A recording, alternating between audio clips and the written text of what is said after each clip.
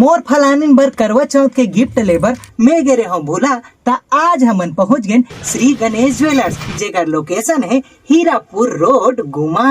बढ़िया सोना चांदी मिले के ही है ठिकाना, वाजिब दाम में सोना चांदी ले बर चले आना, नावा कलेक्शन पाए बर श्री गणेश ज्वेलर्स आना, बढ़िया ऑफर पाए बर श्री गणेश ज्वेलर्स आना। हाँ मेकिंग चार्ज घलो सबले कम है तकाबर पछुआना, शुद्धता हमर पहचान है संगी जाना थे जमाना, बढ़िया क्वालिटी पाए बर श्री गणेश ज्वेलर्स आना, नावा कलेक्शन पाए